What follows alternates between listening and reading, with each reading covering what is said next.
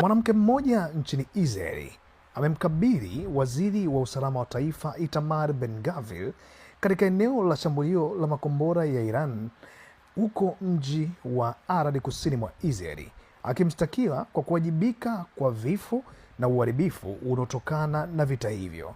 Katika video iliyosambaa sana kutoka vyombo vya habari kama Al Jazeera na Anadolu Agency, mwanamke huyo amesema all you saw is this, yani yote unayoyapanda ni kifo, na kumuita Ben-Gvir Judeo Nas, akimwamuru aondoke mjini kwake na kusema, wewe huna cha kufanya hapa, ondoka mjini mwangu.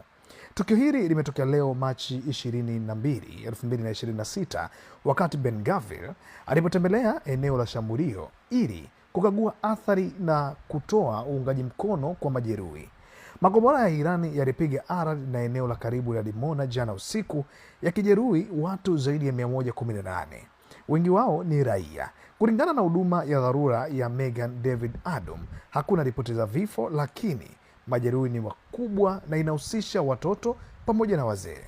Kauli hii ya mwanamke huyo inaonyesha mvutano wa ndani nchini Israeli kutokana na vita vinavyoendelea na Iran vilivyoanza tangu Februari 28, ambapo mashambulizi ya makombora yanaendelea pande zote mbili. Upande wa serikali ya Israeli, Waziri Mkuu Benjamin Netanyahu na maafisa wengine wameendelea kusisitiza kuwa mashambulizi ya Iran yanalenga raia moja kwa moja na wanaahidi kujibu vikali. Hata hivyo, tukio hili linaonyesha migogoro ya ndani na maoni tofauti kuhusu sera za serikali katika vita hivi.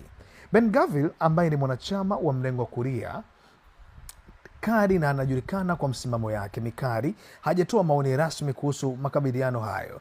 Video hiyo imesambaa sana kwenye mitandao ya kijamii na inaendelea kuibua mjadala mkubwa kuhusu athari za vita kwa raia wa kawaida.